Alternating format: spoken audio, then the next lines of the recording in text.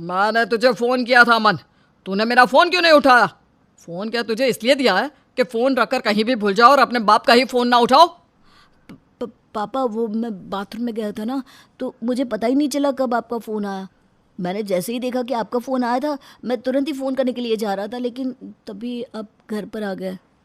जैसी माँ वैसा बेटा, ये तो बहाने बनाती ही थी, अब तू भी इसके साथ बनाने लग गया।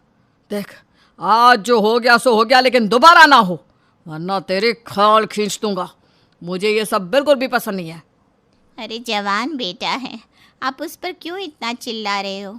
गुस्से में उसने कुछ कर लिया तो हम क्या करते रह जाएंगे। इतना मत चिल्लाया करो। और हुआ ही क्या था, वो बाथरूम गया था ना। तेरी इतनी हिम्मत कि तू मेरे आगे जुबान लड़ा रही है। तुझे पता नहीं कि मैं क्या कर सकता हूँ? क्या फिर तू भूल गई है? इतने टाइम से कुछ बोला नहीं तो फ़ायदा उठा रही है मेरी चुप्पी का। मैं तो बस अपनी बेटी के लिए बोल रही हूँ, आप मेरी बातों का बुरा मत मानिए। अब तुम लोग मुझे बताओगे कि मुझे किस बात का बुरा मानना है और किस बात का नहीं। तुम लोग मेरी बात कान खोल कर सुन लो। जिसने अपनी मर्जी चलाई ना, उसकी मैं खाल खींच दूंगा। और ये बात तुम अच्छे से जानते हो कि मैं क्या कर सकता हूँ। जी जी। मैंने अमन की शादी के लिए एक लड़की देख ली है, सारी बातें हो गई है। शादी के लिए कुछ दिनों बाद ही हम उनके घर पर रोके के लिए जाएंगे और रोके के कुछ दिनों बाद उनकी शादी भी करवा देंगे। और मुझे इस बात पर कोई सवाल जवाब नहीं चाहिए। मेरी हाँ में हाँ मिलाना है तुम दोनों को, ठीक है? क्या कर रही हो बहू? घर में कढ़ी किससे पूछकर बनाई? तुझे पता नहीं कि मैं कढ़ी नहीं खाता? ससुर जी, आप कैसी बात कर रहे हैं? अगर मुझे पता होता तो मैं नहीं बनाती। पर आपको नहीं खानी इसका मतलब ये थोड़ी ना है कि हम भी ना खाएं। आप बता दीजिए, आपको जो खाना है वो मैं बना दूंगी। मुझसे बदतमीजी नहीं। जो चीज़ मुझे पसंद नहीं वो घर में बनना तो दूर आनी भी नहीं चाहिए, क्योंकि इस घर का मालिक मैं हूँ। इस घर में जो पैसे आते हैं ना, वो मैं लेकर आता हूँ। माफ़ कीजिएगा पापा जी, आप जिस दुकान की बात कर रहे हैं ना, जहाँ से पैसे आते हैं, उस दुकान पर मेरे पति भी काम करने जाते हैं। तो आप ये तो मत भूलिए कि आप पैसे लेकर आते हैं। आप और आपका बेटा दोनों बराबर के पैसे लेकर आते हैं। कहीं ना कहीं आपका बेटा ही आपसे ज़्यादा पैसे लेकर आता है। और वो दुकान क्या तेरे बाप ने दहेज में दी थी? वो दुकान भी मेरी है। मैंने ही उस दुकान को खोला है। अगर मैं नहीं खोलती तो तेरा पति नल्ला इधर उधर घूमता रहता। इसलिए घर में जो भी बनेगा, जो भी आएगा, सब मेरी मर्जी का ही होगा। किसी को अपना दिमाग चलाने की कोई ज़रूरत नहीं है। नालायक, तुझसे एक काम ढंग से नहीं होता। तुझसे हिसाब किताब तक संभाला नहीं जा रहा। हमने तुझे पढ़ाया लिखाया इसलिए कि तू हमारा नुकसान करे और हमारे काम में घाटा करवा दे। पापा, मैं सब सही कर रहा था, लेकिन पता नहीं कहाँ से अनाज का इकट्ठा इधर उधर हो गया। मुझे इस बारे में कुछ पता नहीं है। अगर मुझे पता होता तो मैं ऐसा क्यों करता पापा? तू बहाने बनाकर मुझसे बच नहीं जाएगा। ये जो तूने किया है ना, इसकी सज़ा तो तुझे मिलेगी।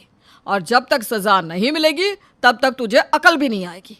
मेरी इतनी मेहनत से खोली हुई दुकान पर तू पानी फेरना चाहता है? रुक, आज तो तुझे मैं सबक सिखाता ही हूँ। अरे अरे, ये क्या हो रहा है? आप मेरे पति को इस तरह बेल्ट से क्यों मार रहे हैं? तेरा पति इतना निकम्मा है, इससे एक काम नहीं होता। हिसाब में गड़बड़ी कर दिया, पूरे 25 पैसे का नुकसान करवा दिया। अब 25 पैसे कहाँ से लाऊंगा? क्या? 25 पैसे? आप बस 25 पैसे के लिए मेरे पति को बेल्ट से मार रहे हो? और ये सिर्फ मेरा पति नहीं, आपका बेटा भी है। आप अपने बेटे को बेल्ट से कैसे मार सकते हो? तो यहाँ अपने पति की वकालत करने आई है? अरे एक एक पैसा जोड़ता हूँ मैं, घर को मैं चलाता हूँ, दुकान को मैं चलाता हूँ। तुम लोग तो बस मेरा नुकसान ही करवाते रहते हो। और अब भी तुम इसकी तरफदारी कर रही हो। मतलब इस फसाद की जड़ तो तुम ही हो। तुम ही ने मेरे बेटे का दिमाग टटोल लिया और उसको अपने वश में कर लिया ताकि उसका काम में ध्यान ही ना लगे, है ना? पापा जी, आप कुछ भी बोले जा रहे हैं, ये सब गलत है। अरे जिस घर में बच्चे ही खुश नहीं है, उस घर में पैसों का नुकसान तो होगा ही ना। और मुझे नहीं लगता इस घर में आपके अलावा कोई और खुश है भी। ये क्या है? मैंने सोचा था मेरा ससुराल मेरे जितना ही हिम्मत वाला होगा, लेकिन ये तो इतना ढीला ससुराल है जहाँ किसी का कोई पक्ष ही नहीं, सब बस एक इंसान पर निर्भर है। बहू, ऐसा कुछ नहीं है। हम सब निर्भर हैं, और हम इसीलिए निर्भर है क्योंकि वो हमारे लिए इतना कुछ करते हैं, और उनका पूरा हक है गुस्सा होने का। हमें भी तो कई बातों पर गुस्सा आ जाता है ना, तो उनका गुस्सा कैसे नाजायज़? वो जो कर रहे हैं हमारे भले के लिए तो कर रहे हैं। अच्छा, आप लोगों को अगर गुस्सा आता है तो आप लोग कभी बैल से क्यों नहीं मारते? कभी उन्हें मारा है तो उन्हें पता चलता ना कि अपना गुस्सा उतारने के लिए बैल से मारना सही है या गलत। नीलम, तुम कुछ ज़्यादा ही सोच रही हो, ऐसा कुछ भी नहीं है। तुम इन सब में मत पड़ो ना। हाँ बिल्कुल, मैं इसमें पढ़ ही नहीं सकती क्योंकि मेरा पति तो बिल्कुल हिम्मत वाला नहीं है। जो अपने लिए स्टैंड नहीं ले सकता वो अपनी बीवी के लिए क्या लेगा। मैंने नहीं सोचा था कि मेरा ससुराल इतना ढीला निकलेगा, जो अपने लिए बोलने से पहले भी इतना सोचे। अरे मेरे लिए ना सही, लेकिन आप लोगों को अपने लिए तो लड़ना चाहिए ना। आप सबको पता है कि ससुर जी बहुत गलत कर रहे हैं, लेकिन किसी की मजाल तक नहीं कि कोई उन्हें कुछ कह दे। तुम्हारी हिम्मत कैसे हुई दाल फेंकने की? मैं यहाँ दुकान पर दिन भर घटना रहता हूँ और तुम होके दाल फेंक रही हो। पैसा क्या तुम्हारा बाप ला कर देता है मुझे? ये दाल खराब हो गई थी ना, इसलिए उसे फेंकना पड़ा। खराब दाल घर में कौन खाता। जब तुम्हें पता है कि घर में बस 4 ही लोग हैं खाने वाले, तो इतनी ज्यादा दाल बनाने की जरूरत क्या थी? कम बनाती तो फेंकनी ही नहीं पड़ती।